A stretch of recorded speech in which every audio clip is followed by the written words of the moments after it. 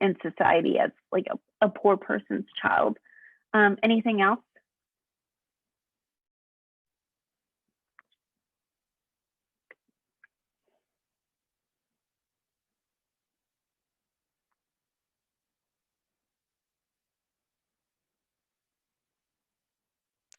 I think Shelby really hit the nose on the head. Like she nose on the head, nail on the head, nail on the head. Um, she she wants she thinks Jane Eyre is like this little obstinate child who needs a lot of like reprimanding and is constantly getting in trouble. But I do think it's a little ironic, a little funny that she at her last paragraph says, "Consistency, my dear Mr. Brocklehurst. I advocate consistency in all things," which is hilarious because she's supposed to be bringing up Jane Eyre like she's her own child, but her staff and her other children just like blatantly abuse Jane all the time. And she doesn't dole out like fair punishment in any way. Yeah, which again just kind of highlights the way she sees Jane as like almost like this burden that she's just been handed and like just go away, just go. We're not the same kind of person.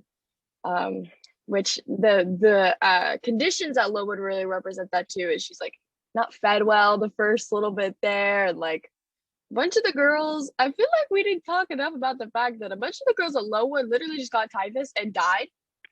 Literally just got typhus and just offed. Like, but yeah. So I think like that is super representative of what Miss Reid thinks Jane Eyre deserves.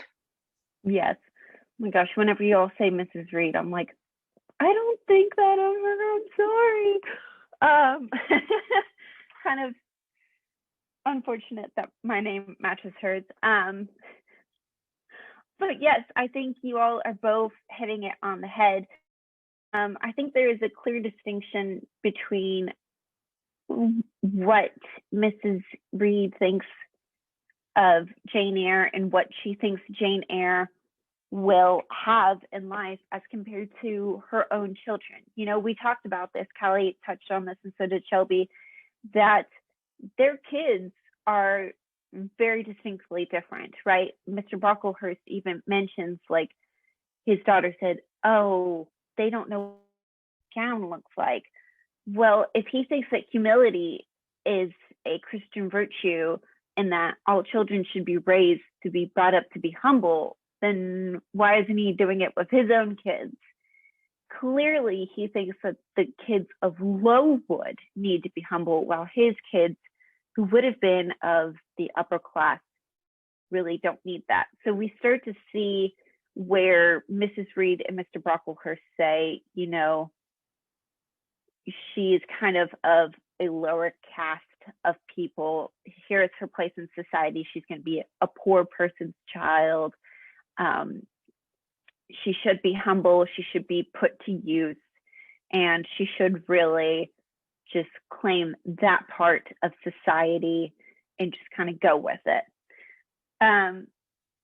So I wanted to ask you all if you think Jane Eyre conformed to their vision of her life, or if she went outside of it, if she rebelled against it.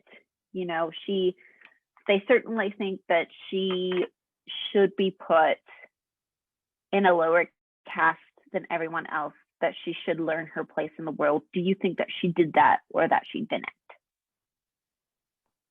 I think it's hard because governesses in this day and age, in the time that the book is set, are like openly shunned. And we see that when Mr. Rochester has all of these like high class women in his house, and they're like, oh, it's just the governesses, and they have this whole like, there's like pages and pages of them just being like, oh, like they're disgusting, like they're gonna sleep with our husbands, and it's like this whole thing.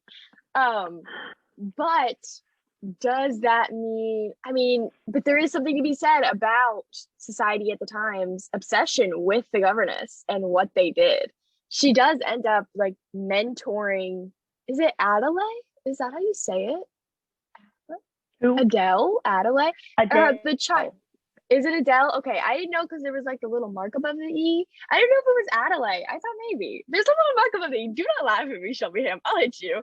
Um, but yeah, so she's like teaching her all this stuff and she's like trying to educate her. And there's something to be said about that. I mean, she's trying to educate her when she speaks French and like Mr. Rochester kind of wants nothing to do with her. And it's an interesting position that Jane Eyre is in. And I think if we were to ask for Miss Reid's commentary on it, she'd be like, "Oh, of course she's a governess trying to like sleep with rich women's husbands. Of course she is. Like, what a low class thing for her to do." But if we look at it through the lens of like they do, like that society as a whole was obsessed with her role and what she's done and her educating the children in that way. Yeah, I think Miss Reid would be pretty judgmental, but I think she's wrong. Okay, that's fair. Anyone else have anything they would like to say about that?